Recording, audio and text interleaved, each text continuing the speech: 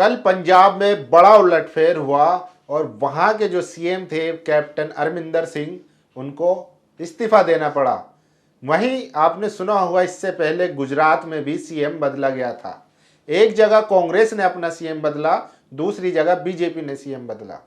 इसके पीछे की असल वजह आपको पता है? इसके पीछे की असल वजह है वोट की ताकत। यानी कि जैसे ही पंजाब में बीएसपी और अकाली दल के गठबंधन की खबरें आई, कांग्रेस को लगने लगा कि जो दलित वोट है वो हमारा खिसक जाएगा। इसीलिए उन्होंने अमरिंदर सिंह से इस्तीफा होते ही पहले नाम आ रहा था सिद्धू जी का, लेकिन अचानक से चरणजीत जी का नाम आ जाता है और वो सीएम पद की शपथ लेते हैं। ये क्यों पॉसिबल हुआ? ये इसलिए पॉसिबल हुआ क्योंकि पंजाब में एससी कैटेगरी की बहुत बड़ी एक तादाद है वहां पर, जो निर्णायक होती है कि वहां का सीएम कौन बनेगा। इसलिए कांग्रेस ने दलित सीएम का कार्ड खेल दिया। उम्मीद करते हैं कि ये सीएम का कार्ड उनका आगे भी जारी रहेगा, क्योंकि सत्ता में सबकी भागीदारी होनी चाहिए, सबको उसके हक अधिकार मिलने चाहिए, सबको उनके लीडर के मुताबिक उनका रहनुमा मिलना चाहिए। अब बात करते हैं गुजरात की। गुजरात में ये क्यों हुआ? गुजरात में भी पाटीदार आंदोलन के बाद से वहां पर जो पटेल समुदाय था, जो ओबीसी समुदाय था, वो लगातार बीजेपी से दूर जाता दिख रहा था, बीजेपी से लगातार नाराज था। तो उसी नाराजगी को बीजेपी ने मिटाते हुए जो रूपानी थे उनका इस्तीफा हुआ और फिर एक ओबीसी को सीएम बना दिया गया। तो ये हुई वोट की ताकत। अब हम बात करते हैं यूपी चुनाव की। यूपी चुनाव में हो क्या रहा? यूपी चुनाव में खासकर अगर हम मुसलमानों की बात करें तो मुसलमानों का कोई रहनुमा नहीं है, कोई लीडर नहीं है। मुसलमान का वोट फ्री का वोट है, बिना अपने समझौते के, बिना अपनी शर्तों के वो कहीं भी वोट डाल देता है, जिसका नतीजा ये होता है कि आपके ऊपर कार्रवाई होती है। आपको अगर आप आंदोलन करते हैं सीए का तो आपके सीने पे गोली मार दी जाती है, और अगर आप गरीबों के मजलूमों के नेता हैं तो आपका बुलडोजर ढाकर झूठे एफआईआरों में मुकदमे कर दिया जाता है। अगर आप मुसलमानों के या एससी एसटी ओबीसी समाज के लिए तालीमी इदारा बनाते हैं, यूनिवर्सिटी बनाते हैं, तो आपको किताब चोरी के इल्ज़ाम में दुनिया भर के ऐसे फर्जी मुकदमों में फंसा के जेल में डाल दिया जाता है। तो जब आप बिना अपनी शर्तों के वोट देते हैं तो ऐसे ही नतीजे आते हैं। असल में उत्तर प्रदेश के मुसलमानों को सोचना होगा कि आखिर वो जो वोट करने वाले हैं, क्या उन्होंने कभी सोचा है कि ओबीसी जो वोट करता है वो आरक्षण को मजबूत बनाने के लिए वोट करता है। वहीं जो ब्राह्मण है या जो ठाकुर बनिया है, ये लोग सिर्फ इसलिए वोट करते हैं ताकि ये सत्ता में बने रहें। ब्राह्मण बनिया कभी भी ओबीसी की और दलित की और मुस्लिम पार्टी को वोट नहीं देता। वहीं जो ओबीसी है वो कभी दलित को वोट नहीं देता है, और जो दलित है वो कभी मुसलमान को वोट नहीं देता जब तक गठबंधन ना हो। और मुसलमान ऐसा वोट है जो बीजेपी को छोड़कर सबको वोट करता है, लेकिन वो अपने नेताओं को वोट नहीं करता। यही हाल है उत्तर प्रदेश में। इसीलिए अखिलेश को अब एमवाई का नया फॉर्मूला निकालना पड़ता है। वाई माने यूथ और एम माने वुमेन, महिलाएं। तो जब आप बिना शर्तों के, बिना मुद्दों के आप वोट करते हैं तो जो नेता होता है वो भी समझने लगता है कि इनसे हमें वो बात करने की जरूरत नहीं है। इसीलिए आज प्रियंका गांधी ने कल एक प्रियंका गांधी ने ट्वीट किया था, उसमें उन्होंने तमाम मुद्दे लिखे, लेकिन मुसलमानों पर उसने एक बात नहीं लिखी। मैं वो ट्वीट आपको पढ़ के बताता हूँ।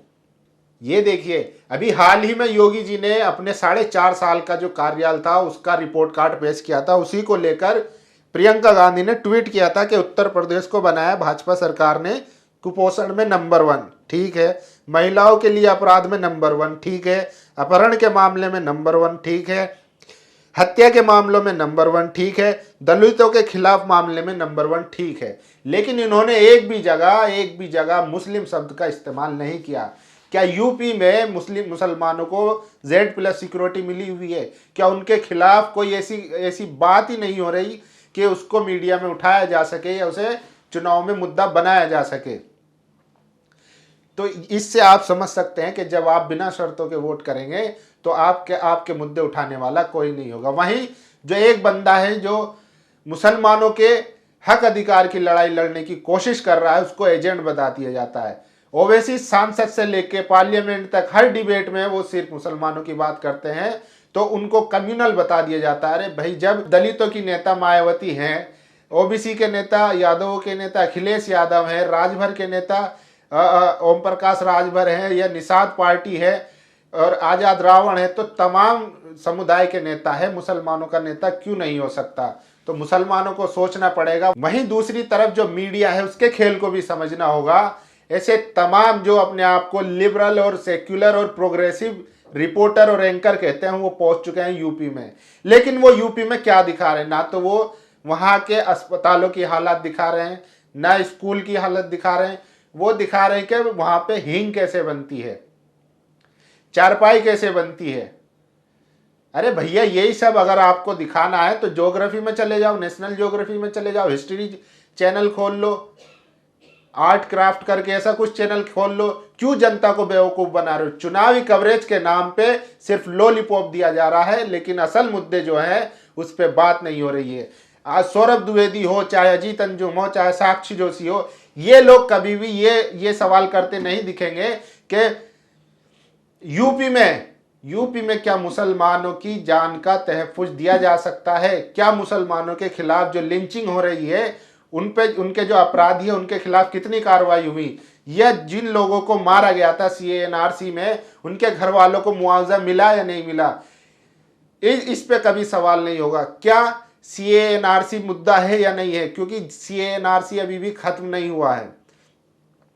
इन पे कभी सवाल नहीं करेंगे। वो सवाल करते हैं कि अमरोहा में हींग बनती है, मुरादाबाद में लोहा पित्तल बनता है, दुनिया भर की चीजें दिखाएंगे, लेकिन जो असल मुद्दे हैं वो नहीं दिखाएंगे।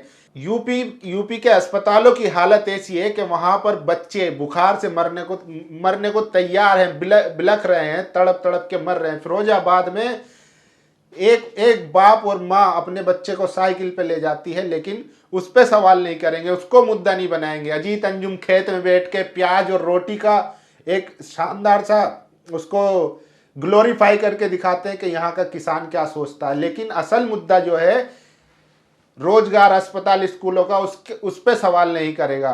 तो जो गोदी मीडिया था वही एंकर अब वहां से शिफ्ट होके सोशल मीडिया पर आने लगे हैं, जो बहुजनों की ताकत थी, जो आम नागरिकों की ताकत थी।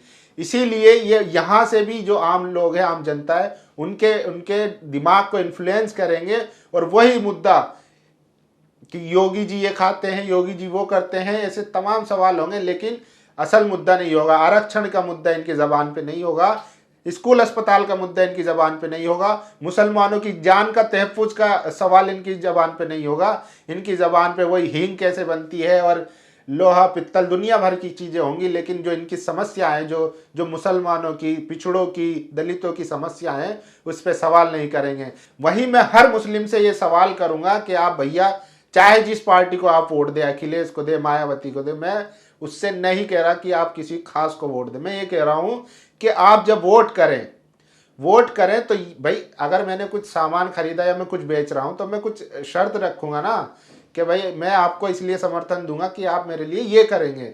तो मैं वहां जाके चुनाव में अगर मैं जाता हूं तो वहां जाके यही सवाल मेरा होगा मुसलमानों से, खासकर मुसलमानों से, क्योंकि वो अजीत अंजुम में और इन लोगों को जब मैं देखता हूं तो वो कहते हैं भाईचारा और गंगा जमुना तहजीब में डूब डूब के वो घुल घुल के मर गए। आज नौबत आ गई, कोई तुम्हें मार के चला जाता है, तुम्हारा पूछने वाला नहीं होता।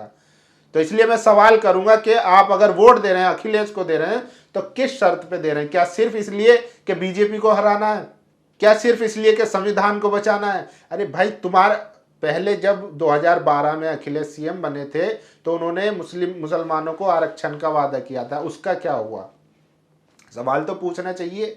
कोई भी पार्टी, आप किसी को भी वोट करें, मैं सिर्फ इतना कह रहा हूं कि अपनी कुछ शर्तें बना लीजिए, अपनी कुछ डिमांड बना लीजिए कि हाँ, हम अगर हमारे CANRC के मुद्दे पे आप बोलेंगे, क्या आप ये बताइए, क्या खुलकर उसका विरोध करेंगे, तो हम आपको वोट देंगे। आप ये बताइए कि जो मॉब लिंचिंग हो रही है, जो हेट क्राइम हो रहा है, इसके खिलाफ आप कानून बनाएंगे, अगर जीतते हैं तो हम आपको वोट देंगे।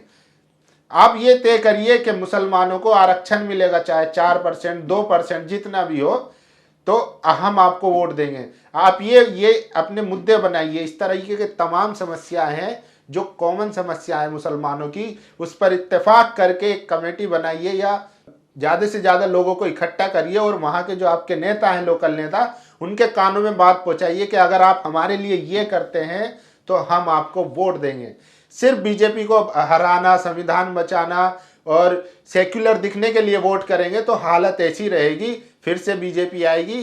कोई बीजेपी को नहीं हरा सकता। बीजेपी को उन्हीं के लोग हरा सकते हैं, आपके बस की नहीं है। ये बात जहन में बिठा लीजिए, क्योंकि आपका वोट परसेंट कितना ही है। जो वोट करता है वो SC ST OBC ये लोग ही बीजेपी को वोट करते हैं। और जब इनको लगता है कि, और बीजेपी इनका वोट लेने के बाद इन्हीं के आरक्षण को खत्म करती है, ठीक है, और जो दलित है, पिछड़े हैं, आदिवासी है, उनको तो मारती है दुनिया भर का। तो इस तरीके से बीजेपी करती है। आप लोगों को अपनी शर्तों पे काम करवाना होगा। सिर्फ फ्री में वोट देना बेवकूफ़ी है। बार बार आप यही करते आए हैं और इसी का नतीजा है कि आज आपके ऐसे हालात हो चुके हैं। तो आप लोग सोच लीजिए कि हमें एक कमेटी बनानी है, चाहे जिस तरह की, और हमें उसको लेकर जो उनके लोकल लीडर हैं, चाहे BSP हो, सपा हो, इवन बीजेपी हो, बीजेपी को भी वोट करिए, लेकिन शर्तों पर कि आप अगर मॉब लिंचिंग के खिलाफ कानून बनाने को तैयार हैं, अगर आप CAA के खिलाफ बोलने को तैयार हैं, तो हम आपको भी वोट देने को तैयार हैं।